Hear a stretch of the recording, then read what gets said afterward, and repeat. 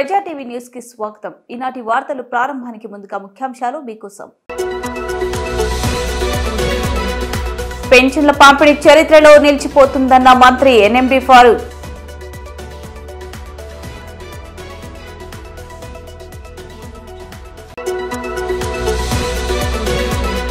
ఖండాంతరాలకు వ్యాపిస్తున్న ఆలగడ్డ శిల్పకళలు. ప్రజా టీవీ ప్రత్యేక కథనం.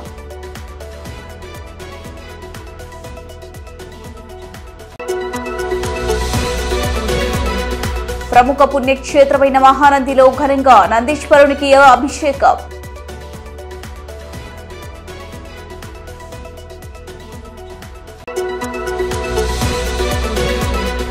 పవన్ కళ్యాణ్ ప్రాయశ్చిత దీక్షకు మద్దతుగా ఉభయ గోదావరి జిల్లాల కోఆర్డినేటర్ చల్లా లక్ష్మి.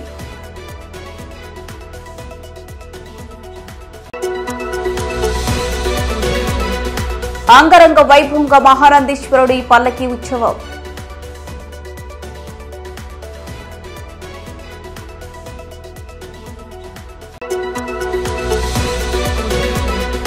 నంద్యాల రైల్వే స్టేషన్ సమీపంలో పట్టాలు తప్పిన గూడ్స్ రైలు.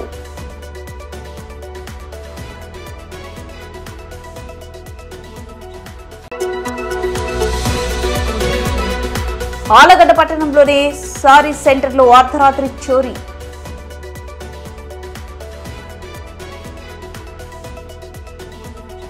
రాష్ట్ర వ్యాప్తంగా మొదలైన ఎన్టీఆర్ భరోసా పింఛన్ల పంపిణీ కార్యక్రమంలో భాగంగా నంద్యాల నియోజకవర్గ మున్సిపాలిటీ పరిధిలోని 12 వార్డులో 1వ తారీఖునే పెన్షన్ను పంపిణీ చేశారు ఆంధ్రప్రదేశ్ రాష్ట్ర న్యాయశాఖ మరియు మైనార్టీ సంక్షేమ శాఖ మంత్రివర్యులు ఎన్ఎండి ఫారూక్. ఈ సందర్భంగా పెన్షన్దారులతో మంత్రి ఎన్ఎండి ఫారూక్ మాట్లాడుతూ చంద్రన్న ప్రభుత్వం ఎలా ఉంది, పెన్షన్ ఎంత వస్తుంది, సమస్యలు ఏమైనా ఉన్నాయా అని అడిగి తెలుసుకున్నారు. వైసీపీ పాలనలో రాష్ట్రం 40 ఏళ్లు వెనక్కి వెళ్లిపోయిందని, ఇచ్చిన మాటలన్నీ తప్పి జగన్ మాట మడమ తిప్పేశారన్నారు. చంద్రబాబు నాయుడు ముఖ్యమంత్రి అవగానే ఇచ్చిన మాట ప్రకారం పెన్షన్ పెంచారని, రాష్ట్రాన్ని అభివృద్ధిలో నడపడం మొదలుపెట్టారని, సంక్షేమంతో పాటు అభివృద్ధి చేసి చూపిస్తున్నాడన్నారు. గత 5 సంవత్సరాలలో వైసీపీ ప్రభుత్వంలో అభివృద్ధి కుంట పడిందని, కూటమి ప్రభుత్వం అధికారంలోకి రాగానే ఒక పక్క అభివృద్ధితో పాటు మరోపక్క సంక్షేమానికి పెద్దపీట వేస్తున్నామని మంత్రి ఎన్ఎండి ఫారూక్ తెలియజేశారు. అలాగే ప్రతి నెల 1వ తారీఖున పట్టణ గ్రామాల్లో పెన్షన్లు పంపిణీ ఒక పండుగ వాతావరణం నెలకొందన్నారు. గత 5 ఏళ్ల జగన్ పాలనలో బటనొక్కడం తప్పితే ప్రజలకు చేసిన అభివృద్ధి శూన్యమన్నారు. రాష్ట్రం అప్పుల్లో ఉన్నప్పటికీ ప్రజలకు ఇచ్చిన హామీలను ఎంత కష్టమైనా కూటమి ప్రభుత్వం అమలు చేసి తీరుతుందన్నారు. టీడీపీ 100 రోజుల పాలనలో పింఛన్ల పెంపు, ల్యాండ్ టైటిలింగ్ యాక్ట్ రద్దు, దీపావళికి మహిళలకు ఉచితంగా 3 గ్యాస్ సిలిండర్లు, ఆర్టీసీ బస్సులో మహిళలకు ఉచితంగా రవాణా సౌకర్యం కల్పిస్తామని చెప్పారు. పేద ప్రజల సంక్షేమం కోసం ముఖ్యమంత్రి చంద్రబాబు నాయుడు అహర్నిశలు శ్రమించి కష్టపడతారన్నారు. ఇది ప్రజల ప్రభుత్వమని ప్రతి ఒక్కరూ ఆదరించాలని కోరారు. ఈ కార్యక్రమంలో Nandyal municipal commissioner Niranjan Reddy, doctor Baban, 12వ వార్డు కౌన్సిలర్ కండే శ్యామ్ సుందర్ లాల్, కౌన్సిలర్లు, మున్సిపల్ సిబ్బంది మరియు సచివాలయ సిబ్బంది పాల్గొన్నారు.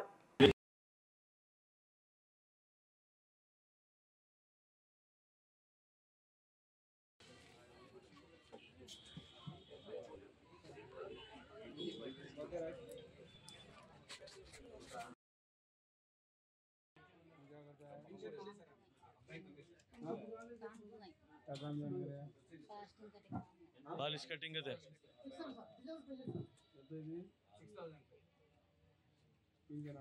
ले रे बाबू కొంచెం ఎనికిరా నేను తీసుకోవాలంటే చాలా మంది మరి ముఖ్యంగా ఎలక్ట్రానిక్ మీడియా వారికి, ప్రింట్ మీడియా వారికి కూడా ధన్యవాదాలు. ఇప్పుడు ప్రభుత్వం ఈ కార్యక్రమం చేపట్టే ఉదయాన్నే 8 గంటలకు పెట్టి మేము మాతో పాటు మీరు కూడా వెళ్ళినట్టు ఉన్నారు కాబట్టి మాకన్నా ముందు మరి లేచి ఈ కార్యక్రమం పాల్గొన్నందుకు మీకు, అదేవిధంగా ఈరోజు మన 3వ విడత సో మే జూన్ కలిపి జూలైలో 7,000 రూపాయలు ఇచ్చినాం. అందరూ కూడా మీరందరూ మేమందరూ కూడా భాగస్వామి వారు. పేదవారికి ఏదైతే చెప్తారో చంద్రబాబు నాయుడు గారు తప్పకుండా పాటించాలని చెప్పి ముఖ్యమంత్రి ప్రతి నెల 3,000 నుంచి 4,000. 3,000 కూడా ఆయన మార్చి నుంచి ఇచ్చాడు, ఇప్పుడు ఇచ్చిన మధ్య కానీ ఆయన ఆఖరులో ఇస్తామని చెప్పి 2,000 నుంచి 3,000 చేయడానికి 5 సంవత్సరాలు అయిపోయింది.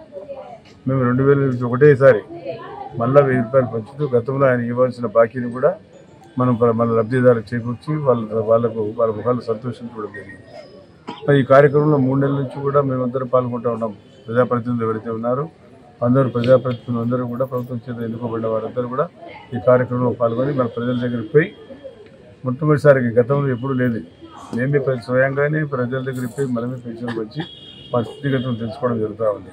మరి ఈ పరిస్థితి మన చంద్రబాబు నాయుడు గారు ముఖ్యమంత్రి గారు మన అందరికీ కలిసి ఎందుకంటే మనం కూడా ప్రజల చేత ఎన్నుకోబడ్డాం కాబట్టి ప్రజల దగ్గరికి పోవాలా మరి యోగక్షేమాలు తెలుసుకోవాలి. కనీసం మన ప్రజల్లో కూడా ఒకసారి పోయినట్టు మనకు అనిపిస్తుంది. ప్రతి నెల మనం ఏదో ఒక చోట ఎన్నుకొని అక్కడ ఉండే పేదవారికి మన ప్రభుత్వం చేపట్టే లబ్ధిదారులకు 4,000 రూపాయలు ఇవ్వడం కాకుండా అదేవిధంగా ఎవరైతే బాగా వికలాంగులు ఏమంటారో వారికి 6,000 రూపాయలు, మరి డయాలసిస్ చేసుకునే ప్రదేశాలకు 10,000 నుంచి 15,000 రూపాయలు, మానసిక వికలాంగులు అయితే ఎవరైతే ఉన్నారో వారికి 15,000 ఇవ్వడం జరుగుతుంది. ఈ రకంగా మరి ప్రభుత్వం ముందుకు వచ్చి వాళ్ళు గతంలో 10,000 అంటే 10,000 కూడా ఇవ్వడం లేదు. మరి ఆ కిడ్నీ పేషెంట్స్ కూడా దాదాపు 50% నుంచి 50% ఎగరగొట్టేటప్పుడు ఆ పరిస్థితి ఉండేది. ఇప్పుడు ఆ పరిస్థితి ఉండకుండా ట్రాన్స్పరెంట్గా ఉండాలా, చట్టబద్ధంగా ఉండాలా, న్యాయబద్ధంగా ఉండాలని ఉద్దేశించి మేము కూడా ప్రజలకు పోయి అధికారులు కానీ అధికారులతో పాటు మేము కానీ అంటే కమిషనర్ గారు కూడా ఇంతకుముందు పాల్గొనే వాళ్ళు కాదు కదా. సచివాలయం వాళ్ళు పోయేది పంచేది వచ్చేది, సచివాలయం వాళ్ళకు రెస్పాన్సిబిలిటీ ఇచ్చేది. ఇప్పుడు కమిషనర్ గారు కానీ అధికారులు ఎవరు కలెక్టర్ గారు కానీ మేము కానీ జాయింట్ కలెక్టర్ కానీ ఆర్డీఓ కానీ ఏ లెవెల్ అయినా మన మున్సిపల్ కౌన్సిలర్ ఎవరైతే ప్రజలు తెలుగుపడారు వాళ్ళు కూడా వస్తున్నారు. అది ప్రభుత్వం, తెలుగుదేశం ప్రభుత్వం అంటే. కాబట్టి ప్రజల్లో మనం ఇన్వాల్వ్ కావాలనేది ముఖ్యమంత్రి. ప్రజలు మన కష్టాలు తెలుసుకునే అవకాశం కలుగుతాయి. మళ్ళీ 20 వార్డు వచ్చాం. ఈ వార్డులో వారి ప్రధాన సమస్య మంచినీటి సమస్య. ఈ వార్డు వర్షాలు వస్తే నిలబడిపోతాయి, స్టాగ్నెంట్ అయిపోతాయి, బాగా తగ్గుపరంగా ఉంటాం. దీన్ని అవుట్లెట్ చేయడానికి కాలువలు కావాలంటే పై రోడ్డు అయిపోయింది. మరి ఇటు పక్క నుంచి పోవాలా, దానికి ప్లాన్ వేద్దాం. నాకు పక్కనే నేను ఇదంతా మేము ఇక్కడ కలిటాక్స్ కట్టినప్పుడు కలిటాక్స్ చేసినప్పుడు ఇల్లు లేవు. ఇప్పుడు ఇల్లు వచ్చేసినాయి. దాదాపుగా 55 సంవత్సరాల క్రితం ఆడ థియేటర్ ఏడిపోయింది, ఉండే థియేటర్ కూడా పోయింది. ఇప్పుడు చూస్తూ ఉంటారు. అప్పుడు ఇప్పుడు 50 సంవత్సరాల క్రితం ఇది ఇక్కడ జీవనం ఏర్పాటు చేసుకోవడం. ఇప్పుడు రస్తా లేదు, కాలువలో రస్తా వాడు బేస్ చేసుకొని మనం ఉండే కాలువకు మళ్ళీ ఎవరు అబ్జెక్షన్ చేస్తారేమో అని చెప్పి మసీదు కట్టేశాడు. అసలు మేము కూడా అబ్జెక్షన్ చేయాలి. ఒక ఆర్డీ వచ్చి ఈ స్థలం కానీ అవతల స్థలం కానీ తీసుకోలేదు. మనకి ఎందుకు వచ్చింది, ఎందుకు పడుతుంది. అప్పటికే మేము కంపౌండ్ వర్క్ కట్టి తీయడం ముందు పెట్టాం. ఇప్పుడు బ్యాంక్ సైడ్ కానీ ఇటు సైడ్ కానీ తీసుకోకుండా ఎవరైతే పాపం పేదవాళ్ళు బతుకుతున్నారని వదిలేసింది. అది ఈరోజు మరి అవకాశాన్ని కలిగించారు కాబట్టి అదే ఈరోజు ముఖ్యమంత్రి గారు కూడా వస్తున్నారు. ముఖ్యమంత్రి గారు కూడా పత్తికొండ పోవడం, ఎందుకంటే కర్నూలు జిల్లా బాగా మెరుగుపడే జిల్లా రాష్ట్రంలో. మన రాష్ట్రంలోనే నంద్యాల జిల్లా కర్నూలు జిల్లా నుంచి పక్కకు వచ్చిన తర్వాత నంద్యాల జిల్లాలో అన్ని ఇన్ఫ్రాస్ట్రక్చర్స్ ఉన్నాయి, అన్ని ఇరిగేషన్ ఉంది. నంద్యాల జిల్లా ఆలగడ్డ పేరు చెబితే గుర్తుకు వచ్చేవి ముఠా కక్షలే కాదు, నేడు ఖండాంతరాలకు వ్యాపిస్తున్న ఆలగడ్డ శిల్పకళలు. ఆలగడ్డ శిల్పకళకు రాష్ట్రంలోనే ఒక ప్రత్యేక స్థానం ఉంది. అబ్బురపరిచే శిల్పకళలకు ఆలగడ్డ ఎంతో ప్రసిద్ధి చెందింది. ప్రపంచ స్థాయిలో గుర్తింపు తెచ్చుకున్న ఆలగడ్డ శిల్పలు ప్రతిభను ఎన్నో తార్ఖానాలు ఉన్నాయి.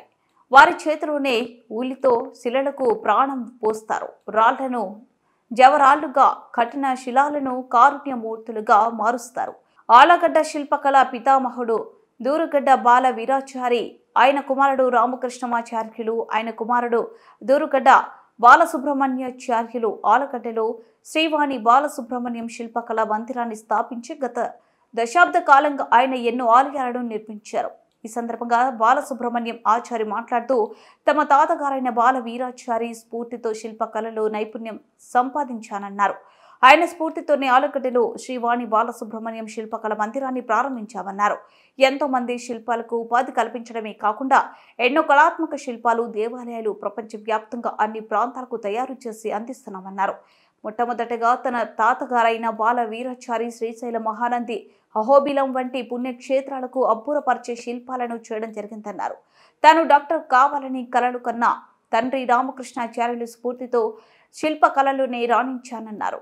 అప్పటి తెలంగాణ ముఖ్యమంత్రి చంద్రశేఖరరావు తమకు తెలంగాణలోని యాదాద్రి దేవాలయ నిర్మాణాలను చేపట్టాలని పిలుపునివ్వడంతో యాదాద్రి లక్ష్మీ నరసింహస్వామి ఆలయ నిర్మాణంలో కీలక పాత్ర పోషించి మండప నిర్మాణాలు, శివాలయ నిర్మాణాన్ని పూర్తి చేశామన్నారు. తమ కళా నైపుణ్యాన్ని చూసి శివాలయ ప్రతిష్ట సందర్భంగా తొగట ఆశ్రమ పీఠాధిపతి మాధవానంద సరస్వతి స్వాముల వారు సమక్షంలో అప్పటి ముఖ్యమంత్రి చంద్రశేఖరరావు చేతుల మీదుగా స్వర్ణ కంకణంతో శిల్పి తాత్కారం చేయడం జరిగిందన్నారు.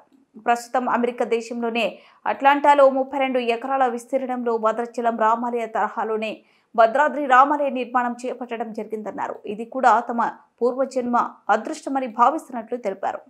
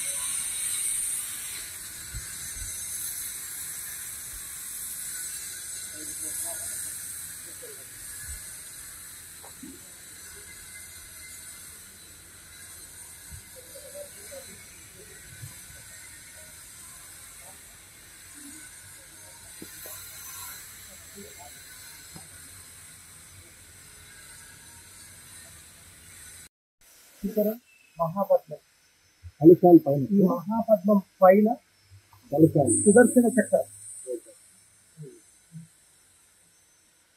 చక్రం వాటిలో చేసి ఆల్రెడీ 108 దివ్యదేశాలు తిరిగి అమెరికాకు ముందే చేరిపోయింది.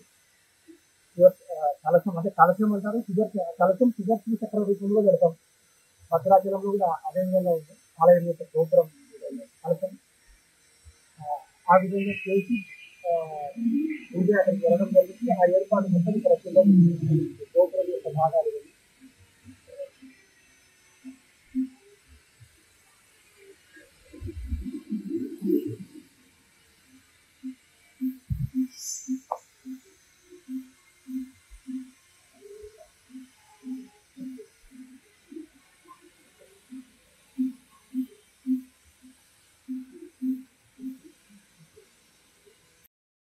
జై శ్రీరామ్. అమెరికాలో అట్లాంటాలో నిర్మాణం అవుతున్న రామాలయం యొక్క ఏర్పాటు దగ్గర మనం ఉన్నాం. ఆలగడ్డలో శ్రీ వాణి బాలసుబ్రహ్మణ్య శిల్పకళా మందిరంలో ఆ యొక్క ఆలయ నిర్మాణం మొత్తం ఇక్కడ పూర్తి కావడం జరుగుతుందని చెప్పాం ముందు. కాబట్టి ఒకసారి ఇక్కడ మీరు చూడొచ్చు, ఇక్కడ గర్భాలయం వెనక వైపు నిల్చొని ఉన్నాం మనం. గర్భాలయం యొక్క లేఅవుట్ చూడండి. చిత్రవనం నుంచి వేదికలు అంటే దేవాలయం యొక్క వర్గాల పేర్లు అవి. ఇక్కడ ఆలయం యొక్క వెనుక భాగంలో, గర్భాలయం యొక్క వెనుక భాగంలో మనం ఉన్నాం. మీరు అలా చూస్తే భద్రాచలంలో ఆలయాన్ని పోలినట్లు ఈ ఆలయం ఉంటుంది. సీతారాముల వారి విగ్రహాలు కూడా ఆలయంలో ఎలా ఉన్నాయో అలాగే చూడడం జరిగింది. నమస్తే, నా పేరు బాలసుబ్రహ్మణ్యాచారి. ఆలగడ్డలో వాణి బాలసుబ్రహ్మణ్య శిల్పకళా మందిరంలో ఎన్నో ఆలయాలకు శిల్పాలు, దేవాలయాలు ఇవన్నీ ఏర్పాటు చేయడం, నిర్మాణం కావడం జరిగింది. తాతయ్య గారు బాలవీరాచారి గారు మొట్టమొదట ఆలగడ్డలో శిల్పశాల ప్రారంభించడం జరిగింది. వారి తర్వాత ఈరోజు చూస్తే అసలు ఎంతో మంది కళాకారులకు ఇక్కడ ఉపాధి లభించడం, ఎన్నో కళాఖండాలు ఇక్కడ రూపుదిద్దుకొని ప్రపంచవ్యాప్తంగా వెళ్ళడం జరుగుతున్నది. అలాంటి చాలా ఆలయాలు చేయడం జరిగింది. మొట్టమొదట తాతయ్య గారు శ్రీశైలం, మహానంది, అహోబిలం లాంటి పవిత్రులు పెద్ద పెద్ద క్షేత్రాల్లో చేయడం జరిగింది. తర్వాత నాన్నగారు చాలా శిల్పకళాఖండాలు, తర్వాత దేవాలయ నిర్మాణాలు. నాన్నగారు రామకృష్ణమాచార్యులు అందరికీ పరిచితులు. వారు ఎన్నో ఆలయ నిర్మాణాలు, ఎన్నో విగ్రహాలు తయారు చేయడం జరిగింది. మేము కూడా ఊహ తెలిసిన దగ్గర నుంచి అంటే శిల్పం, డ్రాయింగ్ చేయడం, శిల్పం చెక్కడం ఇవన్నీ మాకు నాన్నగారే గురువుగారు. వారే మాకు ఈ యొక్క కళలో గురువుగారు. వారి దగ్గర నుంచి మేము ఈ శిల్పకళను తీసుకోవడం, శిల్పకళ నేర్చుకోవడం జరిగింది. మొట్టమొదట 2002 నాకు డిగ్రీ కంప్లీట్ అయిన తర్వాత, అంటే చిన్నప్పటి నుంచి ఈ యొక్క వృత్తి అబ్జర్వ్ చేస్తూ, వర్క్ చేస్తూ అంటే ప్రాక్టికల్స్ మిస్ అవ్వకూడదని నాన్నగారు బయట కూడా చదివించలేదు, ఇక్కడే చదవాలి, ఇక్కడ ఉంటేనే మీరు ఈ శిల్పకళ మీద ఇంట్రెస్ట్ పెడతారు, బయట చదవడం వల్ల మళ్ళీ మీరు ఈ ఆర్ట్ మిస్ అవుతారు అనే ఉద్దేశంతో నేను గుంటూరు విజ్ఞానంలో చేర్పించమని నేను డాక్టర్ని అవ్వాలని చెప్పి నాన్నగారిని కోరితే, లేదు ఇక్కడే ఉండాలి, మీరు ఇక్కడే ఈ వృత్తి, అంటే ఎంతోమంది డాక్టర్లు ఉంటారు బట్ ఇలాంటి కళాకారులు కొందరే ఉంటారు, సో మీరు ఖచ్చితంగా ఇంట్రెస్ట్ పెట్టాలి, ఈ కళ నేర్చుకోవాలని చెప్పేసి నాన్నగారు చెప్పడం జరిగింది. ఆ విధంగా ఈ కళకు అంటే ఒక రకంగా వారే అంటే ఈరోజు మేము అమెరికాలో టెంపుల్ చేస్తున్నామంటే కారణం కూడా వారు ఆ రోజు ఇచ్చిన ఆ టర్నింగ్, అది మైలురాయి అని చెప్పాలి. ముఖ్యంగా 2003లో చిన్నజీర స్వామివారి వారి ద్వారా ఒక ఆలయం, రామాలయం చేయడం జరిగింది విజయవాడలో. అక్కడి నుంచి నా కెరీర్ ప్రారంభమైంది. అంటే తాతయ్య గారు, నాన్నగారు అందరు ఇదే ప్రస్థానంలో వారు ముందుకెళ్తున్నారు. ఇది వంశపారపర్యంగా ఈ యొక్క శిల్పకళలో మేము ఉండడం జరుగుతుంది. మాది 6వ తరం. ఓకే. సో అలా మేము కూడా చదువు శిల్పంతో పాటు ఉంటూ మళ్ళీ డిగ్రీ కంప్లీట్ అయిన తర్వాత కంప్లీట్గా ఆలయ నిర్మాణం అనేది 2003లో జిఆర్ స్వామివారి రామాలయం ముత్యాలంపాడు రామరాజు వీధిలో ప్రారంభం అవ్వడం జరిగింది. నేను నా కెరీర్లో అయితే ఫస్ట్ ఆలయం అది స్వామివారి యొక్క చేతుల మీదుగా స్వర్ణకర్కటం తీసుకోవడం కూడా జరిగింది. ఆ రోజుల్లో 2004-05లో ప్రతిష్ట అయింది ఆలయం యొక్క ప్రతిష్ట. తర్వాత ఇప్పటి వరకు దాదాపు ఒక 200 ఆలయాలు చేయడం జరిగింది. అందులో భీమవరంలో ఒక శివాలయం చేయడం జరిగింది, మరి హైదరాబాద్లో ఇంకొక శివాలయం, అమ్మవారి టెంపుల్స్, యాదాద్రిలో ఆలయాలు చేయడం జరిగింది, బెంగళూరులో వెంకటేశ్వర స్వామి టెంపుల్, హనుమంతుడి ఆలయాలు, ఇంకా ప్రకాశం డిస్టిక్ అయితే దాదాపు 100 ఆలయాలు చేయడం జరిగింది. ఇలా మొత్తం దాదాపు 200 ఆలయ నిర్మాణాలు చేయడం జరిగింది. అంటే రెండు తెలుగు రాష్ట్రాల్లో తెలుగు రాష్ట్రాల్లో కాకుండా కర్ణాటక, తమిళనాడులో కూడా చేయడం జరిగింది. తర్వాత హైదరాబాద్లో ఒక ఆలయ నిర్మాణం చేసిన వారి మిత్రుడు, అంటే మా మిత్రుడి వాళ్ళ అబ్బాయి అక్కడ అట్లాంటాలో ఉంటూ అక్కడ వాళ్ళ సొసైటీ దగ్గర ఒక రామాలయ నిర్మాణం గురించి ఏర్పాట్లు జరుగుతూ ఉన్నాయి. ఆ సందర్భంలో వారు మమ్మల్ని ప్రపోజ్ చేయడం జరిగింది. ఇట్లా ఈ విధంగా ఉన్నారంటే మన తెలుగు వాళ్ళు ఇలా చేయాలి అని చెప్పేసి వారు చెప్పడం, వారి అక్కడ నుంచి ఇక్కడికి వచ్చి మన శిల్పశాల సందర్శించి ఈ యొక్క ఆలయ నిర్మాణం మీరే చేయాలని చెప్పేసి వారు చెప్పడం, అంతా ఒక 2 yearsలోనే ఇక్కడ భద్రాచలం ఎలా ఉందో అలాగే రామాలయ నిర్మాణం ఇక్కడ పూర్తిగా తయారు చేయడం జరిగింది. రెడీగా అంటే ఆల్మోస్ట్ అంటే విగ్రహాలు ఒక చోట ఇప్పుడు అయోధ్య చూసాం, అయోధ్యలో విగ్రహాలు ఒక చోట, దేవాలయం ఒక చోట చేశారు. అట్లా కాకుండా విగ్రహాలు, ఆలయం కంప్లీట్గా ఈ శిల్పశాలలో రెడీ అయ్యి తయారు కావడం జరిగింది. నాన్నగారు పర్యవేక్షణ తర్వాత గురువుల ఆశీర్వాదంతో మొత్తం కంప్లీట్ అయింది. రెడీ షిప్మెంట్ మేబీ ఒక 2 monthsలో షిప్మెంట్ కూడా స్టార్ట్ అవుతుంది. నెక్స్ట్ శ్రీరామనవమికి అక్కడ ఆలయ నిర్మాణం పూర్తి చేయాలని చెప్పేసి వారి సంకల్పం. అక్కడ అమెరికాలో మన తెలుగు ట్రస్ట్ వాళ్ళందరూ ఒక 1008 ఫ్యామిలీస్ అందరూ కలిసి ఆ యొక్క ఆలయ నిర్మాణం 32 ఎకరాల్లో రామాలయం, సువిశాలమైన రామాలయం నిర్మాణం చేసుకోవడం జరుగుతుంది. ఈ టెంపుల్కి యూనివర్సల్గా అందరూ కూడా మెంబర్స్గా ఉంటూ ఆలయం నిర్మాణంలో అందరూ పాల్పంచుకుంటున్నారు. అట్లాంటి అవకాశం మనకు మన ఆళ్ళగడ్డలో ఉన్న మాణి బాలసుబ్రహ్మణ్య శిల్పశాల మన శిల్పశాలలో ఈ యొక్క కార్యక్రమం మొత్తం జరగడం అనేది చాలా ఆనందకరం. ఒక రకంగా చెప్పాలంటే ఇది ఆళ్ళగడ్డ ఖ్యాతి అమెరికా వరకు కూడా వెళ్ళినట్టు భారతీయ శిల్పం, అంటే ఇండియాలో తయారైన ఈ శిల్పాన్ని అక్కడ వెళ్ళి మనం అక్కడంతా అనేది శాశ్వతమైన పని. ఒకసారి స్టోన్ స్ట్రక్చర్ అనేది నిర్మాణం జరిగితే కొన్ని తరాలు చూడడం జరుగుతుంది. సో అట్లాంటి పనికి అక్కడ శ్రీకారం జరగడం, అది మన ఆళ్ళగడ్డలో పూర్తి కావడం నిజంగా మా పూర్వజన్మ సుకృతం అంటూ భావిస్తున్నాము. ఆ విధంగా ఈ యొక్క ఖ్యాతిని అమెరికా దాకా తీసుకెళ్ళి అక్కడ మన ఆలయం చూసుకోవడం అనేది మా అదృష్టంగా భావిస్తున్నాం. ప్రముఖ పుణ్యక్షేత్రమైన మహానందిలో గర్భాలయం ఎదురుగా వెలిసిన నందీశ్వరునికి అభిషేక కార్యక్రమాన్ని వేద పండితులు ఘనంగా నిర్వహించారు. భాద్రపద బహుళ త్రయోదశి మహాప్రదోషం సందర్భంగా నందీశ్వరుడు జన్మించిన మహానంది క్షేత్రంలో నందీశ్వరాభిషేకం వైభవంగా జరిగింది.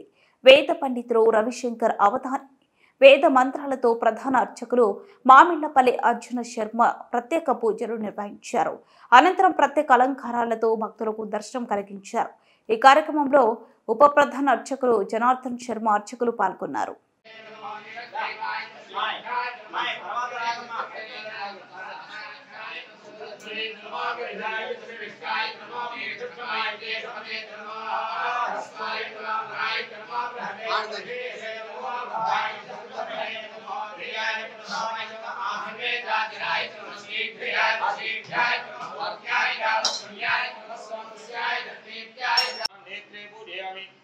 धर्मरूपाय नमः नासिकां पूजयामि तिलकण्डलभक्षणाय नमः मुखं पूजयामि शाश्वताय नमः शिरः पूजयामि धर्मरक्षणतत्पराय नमः सर्वाण्यङ्गानि पूजयामि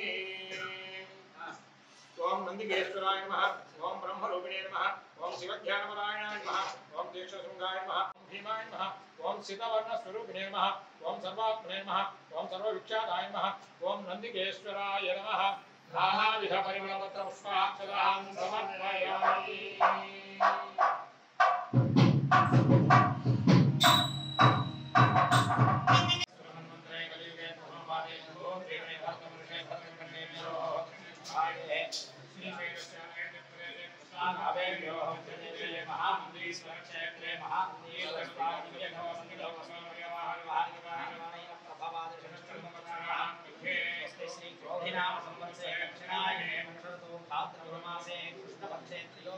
ఆంధ్రప్రదేశ్ రాష్ట్ర ఉప ముఖ్యమంత్రి వర్యులు ప్రతిష్టాత్మకంగా చేపట్టిన ప్రాయశ్చిత్త దీక్షకు సంఘీభావంగా ఉభయ గోదావరి జిల్లాల కోఆర్డినేటర్ చెల్ల లక్ష్మి హోమం నిర్వహించారు. కార్యక్రమంలో జనసేన నాయకులు డాక్టర్ బిఎన్ రాజ్ మరియు తదితరుల నాయకులు కార్యకర్తలు పాల్గొన్నారు. सर्वेश्वराय विद्महे शूलहस्ताय धीमहि तन्नो रुद्रः प्रचोदयात्। सर्वेश्वराय विद्महे शूलहस्ताय धीमहि तन्नो रुद्रः प्रचोदयात्। ప్రముఖ పుణ్యక్షేత్రమైన మహానందిలో కొలువైన గంగా కామేశ్వరి దేవి సహిత మహానందీశ్వర స్వామి దంపతులకు సోమవారం రాత్రి పల్లకి సేవ ఘనంగా నిర్వహించారు. వేద పండితులు బ్రహ్మశ్రీ చెండూరి రవిశంకర్ అవధాని, ఆంజనేయ శర్మ, హనుమంతు శర్మ అర్చకులు శరభయ్య ఆధ్వర్యంలో స్వామి అమ్మవార్ల ఉత్సవ మూర్తులను అలంకరించి పూజలు నిర్వహించారు. అనంతరం స్వామి అమ్మవార్లను ఆలయ ప్రాకారాల్లో పల్లకి ఉత్సవం నిర్వహించారు. కార్యక్రమంలో అధిక సంఖ్యలో భక్తులు పాల్గొని పల్లకి ఉత్సవం తిలకించారు.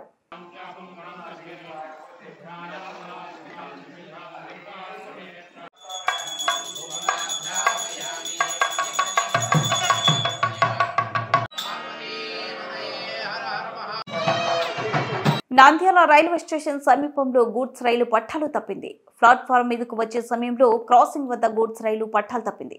ఎలాంటి ప్రమాదం జరగకపోవడంతో రైల్వే అధికారులు ఊపిరి పీల్చుకున్నారు. ఘటన స్థలంలో రైల్వే అధికారులు చేరుకుని తనిఖీలు నిర్వహిస్తున్నారు.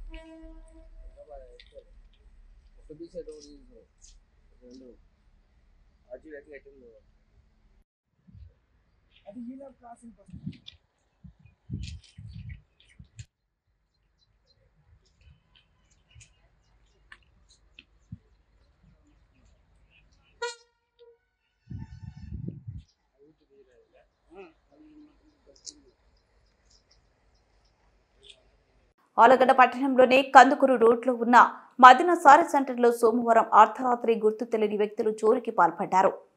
దుకాణం యాజమాని షేక్ అబ్దుల్లా హసీనా వివరాల మేరకు షాపులో ఉన్న 65,000 రూపాయలు నగదు, బంగారం, చెవి దిద్దులు, 4 ఉంగరాలను దోపిడీ చేస్తున్నట్లు తెలిపారు. పావన అపార్ట్మెంట్ సమీపంలోని సీసీ కెమెరాలు పనిచేయకపోవడాన్ని గమనించిన దొంగలు ఈ దోపిడీకి పాల్పడినట్లు దుకాణం యాజమాన్యులు తెలిపారు.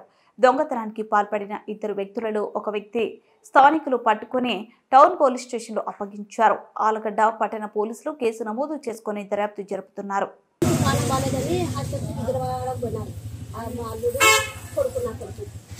ఎవరిడ పనుకొని లేరని మేము ఆ ఇంటి కాడ పనుకున్నాము. వీళ్ళు ఎవరు లేని చూసి పన్నారు. ఇప్పుడు ఎంతమంది దొరికారు? ఒకరు దొరికినాడు, ఇక్కడ సీసీ కెమెరాలు అయితే మా ఎదురుగా ఉన్నాయి సార్, అవి పని చేయలేదు అంటున్నారు సార్. నేను సీసీ కెమెరాలు ఉన్నాయని చెప్పి వాళ్ళు ధైర్యంగా ఈ సరుకు ఎంతన్నా కానీ నేను పెట్టుకుంటున్నాను, ఏదన్నా కానీ ధైర్యంగా నేను ఉంటున్నాను సార్ అలా అయితే. కానీ అవి పని చేస్తాయి చేయండి నాకు తెలియదు సార్. ఇప్పుడు చెప్పినంత వరకు మాకు తెలియదు. పని చేస్తానే అనుకున్నాను నేను ఇన్నాళ్ళు. సీసీ కెమెరా పని చేసినప్పుడు మాకు అంత ఇబ్బంది లేకుండా పోదు సార్. వార్తలు ముగించే ముందు ముఖ్యాంశాలు మరోసారి. పెన్షన్ల పంపిణీ చరిత్రలో నిలిచిపోతుందన్న మంత్రి ఎన్ఎండి ఫారూక్.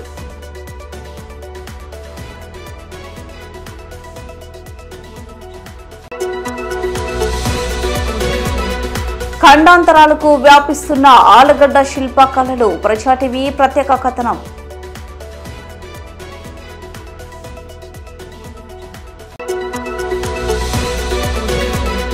ప్రముఖ పుణ్యక్షేత్రమైన మహానందిలో ఘనంగా నందీశ్వరునికి అభిషేకం.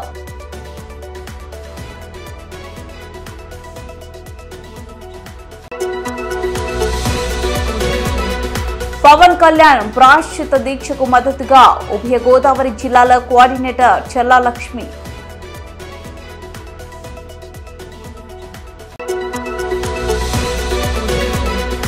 అంగరంగ వైభవంగా మహానందీశ్వరుడి పల్లకి ఉత్సవం.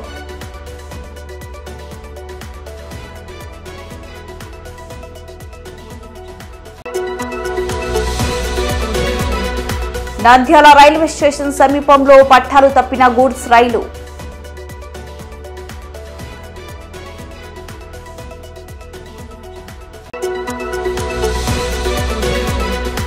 ఆలగడ్డ పట్టణంలోని సారీ సెంటర్లో అర్ధరాత్రి చోరీ.